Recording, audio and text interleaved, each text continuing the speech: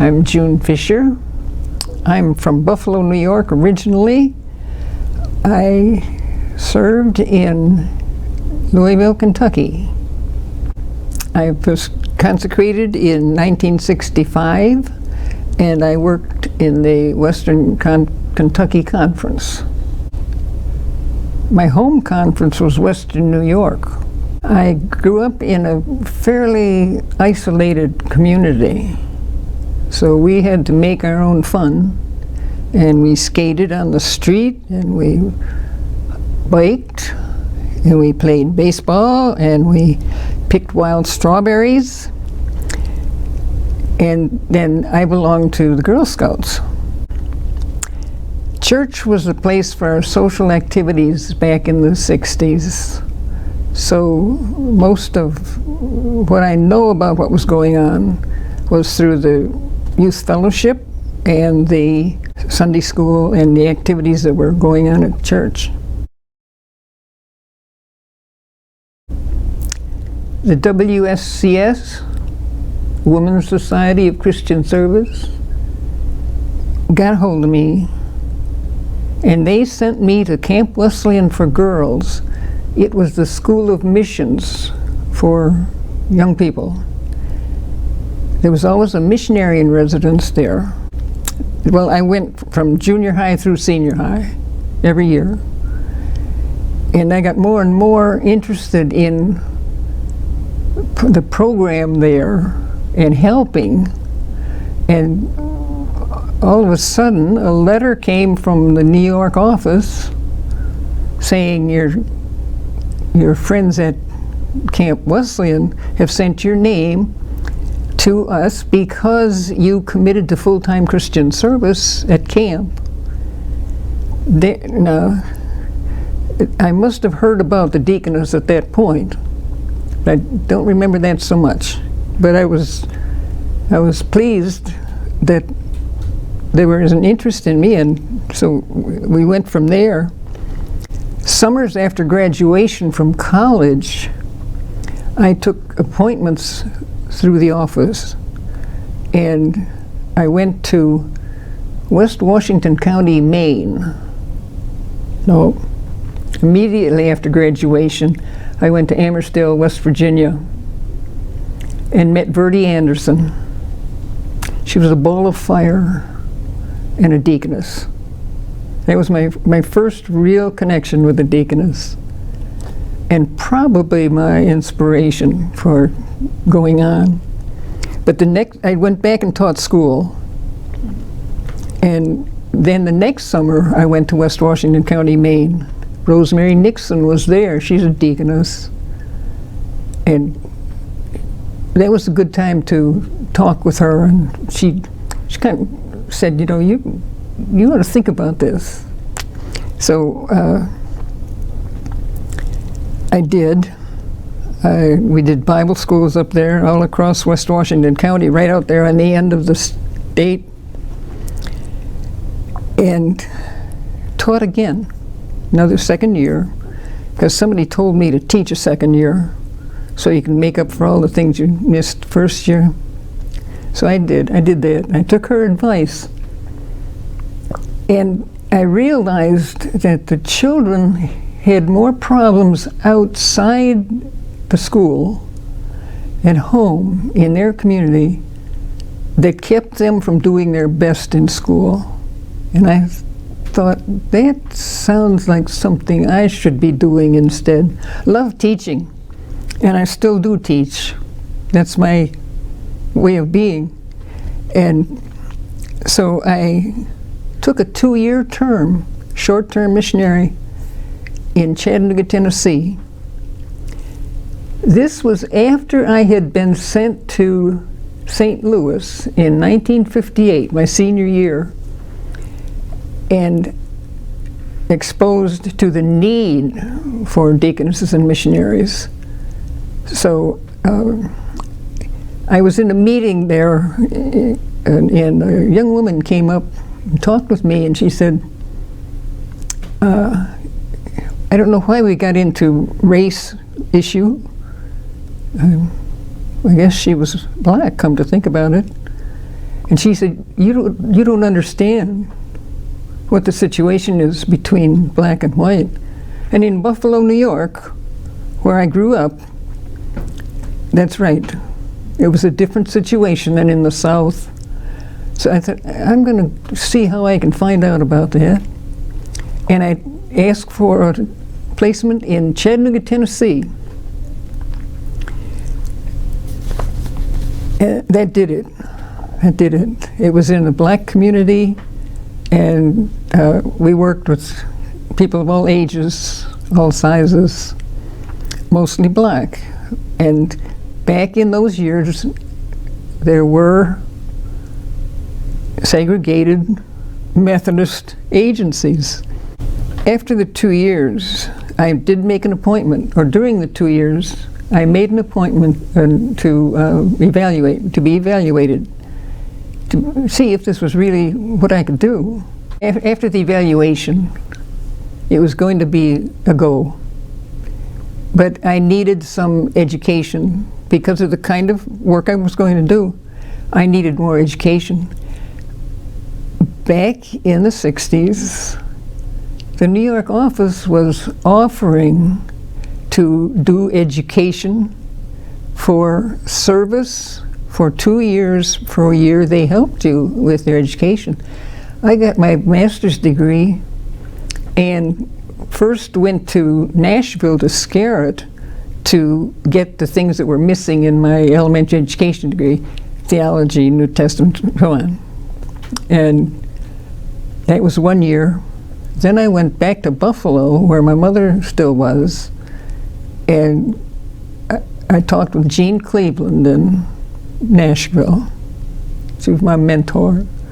And she looked at the curriculum and she said, Buffalo sounds good. So I went home, and 2 years, got my social work master's degree. That's 3 years. I owe 6 years of service. 6 years. I was much younger, and it didn't go quite as fast as it's going now. But I thought, I can do that anywhere. And I saw Helen Mandelbaum in Cincinnati at a meeting, and she was talking about government money that was available and nobody was going to touch it, but they took it at Wesley Community House in Chattanooga, in Louisville. And I thought, that's where I want to be. So I contacted them to see if I could be interviewed, and there I was. Went to Louisville as a commissioned deaconess. Now, training. I'm looking at the director of a training program here out of the office, and she comes with a group of deaconess and home missioner candidates every so often for 2 weeks of training or a week. And I thought, goodness, I was fortunate. We did it 6 weeks at Scarrett, and it was fantastic. Everything that they're getting in a year now took just 6 weeks at Scarrett, and it was fabulous to be at Scarrett. That was paid for by New York. So it was easy for me, and I'm amazed at how many people can come through the grind of coming back and forth, and we're glad to have them at Brooks Hall.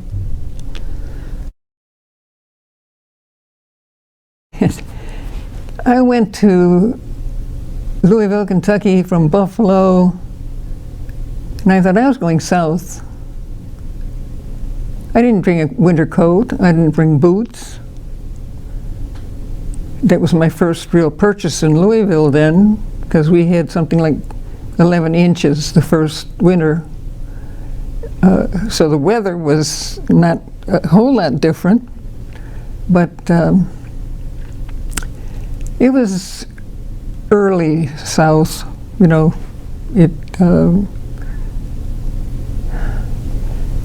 there was more obvious desegregation and feeling about being desegregated, both positive and negative. So I must say that Wesley Community House in Louisville was intentionally integrated. There was also a black community center in a housing project, and then there was another white center in the West End. So, and the only time they met was the directors met in a meeting with United Way, and we had a basketball team of women, and we took them in the van to play at the Black Center. Now, there's a question about justice. When the game was over, and our team was, we had 2 black girls on our team and 5 white in this van. They came out of the ball game to, "You killed our leader. You killed our leader." The day that Martin Luther King was killed. You talk about being involved in something right in the middle of it. When the worker came back, who was a former US-2, she stayed on to work at Wesley House, came in, she was just exhausted, and she, so yes, we got in that movement. But that was, we had a daycare, and it was intentionally integrated. We turned some people away because we didn't want to imbalance it. So in that way, we were involved. But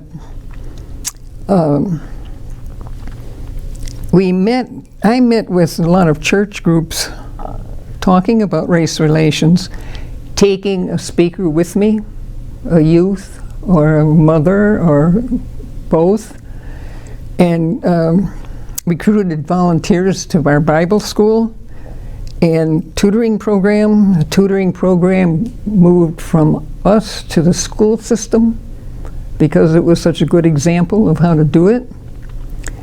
And we consulted with teachers who our children were in classrooms with, and counselors in the school.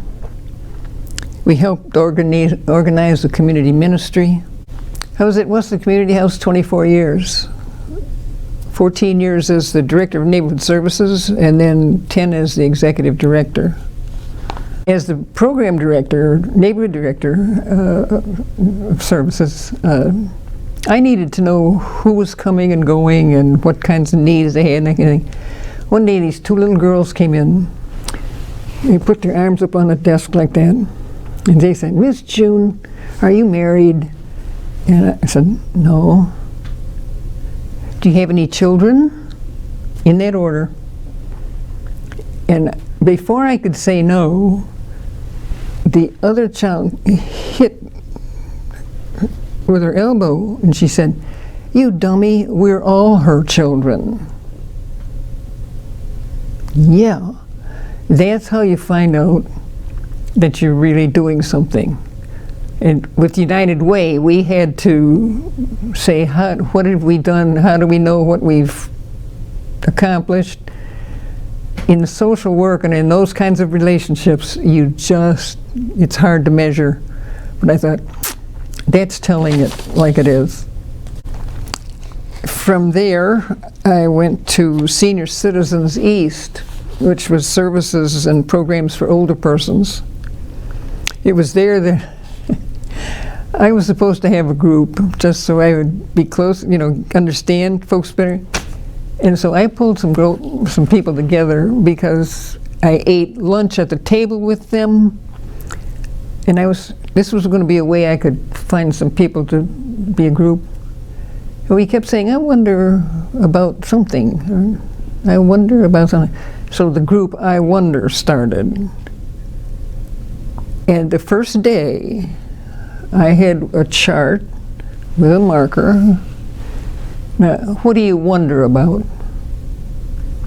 And somebody said, I wonder how the moon changes its phase. I wonder. And Frank spoke up and he said, were you a teacher? I said, yes, sir. I was and I am. Then the agency changed their purpose from recreation and social work to helping you live longer at home. And so they were more involved in social services and meals, getting people at home care and so on. So they let me stay there until I found another job. But one of the board members knew me, and she also knew another agency that needed someone in development at that point. Well, I was developing, meaning funding. I'd done that for 24 years. So I was able to get that job. And that was with Community Health Trust, AIDS, and Wellness Services. And I found a business card from that. Just the other day I was going through a memory box, and it said, June Fischer, Development Director, and what was that other word? A Deputy Director, because they had no director at that point. So I didn't realize that was on my business card, but that was what I was doing. So that lasted for a couple years, and then they wanted someone to write grants, and I had done that, and I got 2 out of 10. But the man that was there came in as the director, thought grant was the way to do it. And so I moved on to Kaleidoscope, which was a daycare for young adults with differing abilities. And that was a godsend, because it all came around because I was sent to a computer class by the AIDS program. And we introduced ourselves, and somebody came over and said, do you know Darla Bailey? And I said, yes, I do. Well, I'm working with her in this Kaleidoscope program. So I went out to look and see what she was doing. And sure enough, she needed a program person. So I worked there for a couple of years and developed program, and then I retired from that. Then at one point, Senior Citizens East called me back because they needed a place to do a program. The church that they were meeting in was putting them out. They needed it for daycare. And so at that point, I was teaching stained glass, which was my hobby, at an art studio. And they were up on top of the old Sears building, the old Sears building. And they didn't have anything going on all day. So I thought, that sounds like a possibility. We could do some. So Senior Citizens East, I went back to Senior Citizens East and said, you've got a place over here. So they hired me to help them move. So that was after retirement. took a group of teenage girls to Atlanta from Chattanooga. I was the only white with them. And I needed a rest stop on the way. So I pulled up and asked for the restroom, and the man said, well, yours is there and your riders will have to go there. I said, no, we're not going, thanks.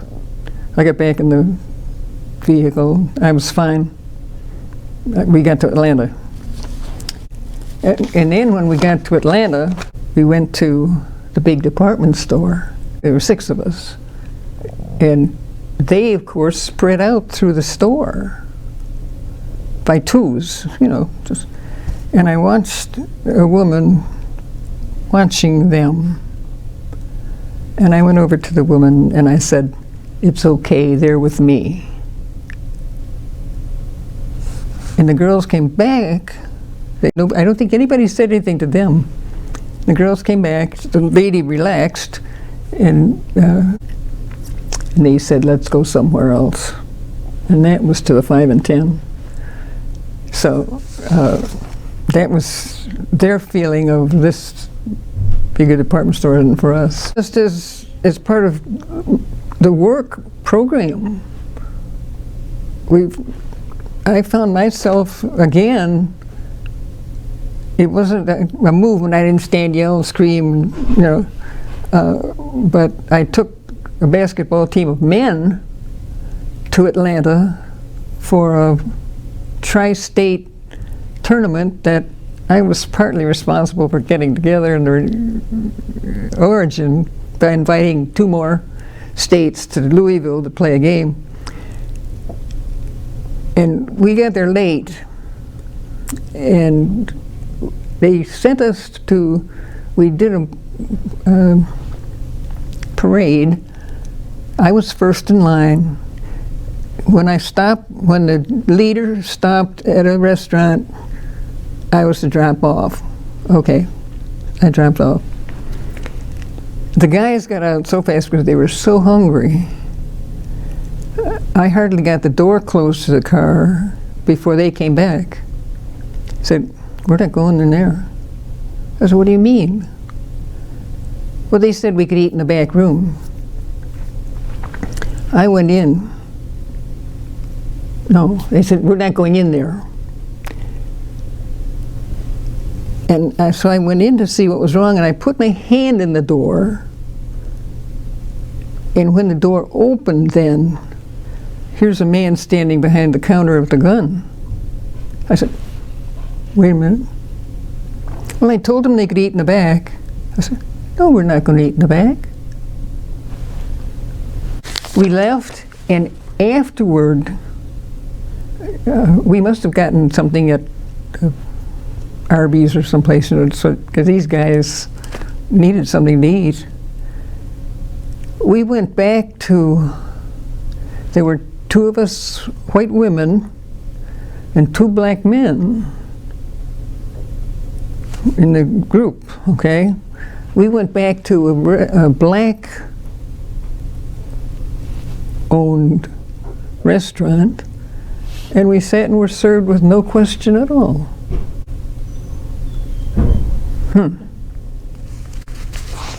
For which we were grateful, and the picture of Christ, black Christ up on the wall, but there was no question about us white women being there with black men, let alone just being a woman. Breakthroughs in life situations. I went in on the evening when the men came in to play basketball, and some of them that didn't play basketball sat out in the lobby and talked, and so I went over to them with Uno, and they really got into that, and they said, gotcha, you know, here you go. And so one day, one of the young men said, I am much more calm at home with my wife because I get this out because I'm playing Uno. I said, good.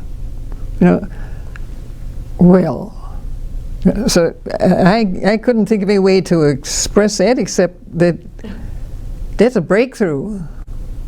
That's important. And then when they can come man and wife together to program, great. So I call that imbuing confidence and strength in people, persons, helping them develop their own identities and different identities than they've been forced into. So I think that's probably when you see it, and you don't always get it. You don't always get told what you've done, but you can just see it happen. What happened when I first got there in '65 was we got money from the government, and it was all for new programs. You didn't use it in your ongoing budget. Well, people didn't understand that. And they said, and of course this goes in the newspaper, everybody sees it. Oh, you don't need our money anymore.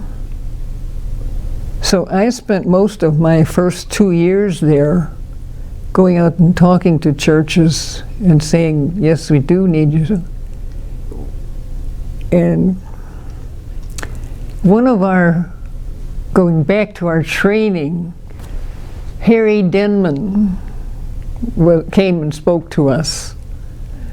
And one of the last things he said to us in a challenge was, be loving troublemakers.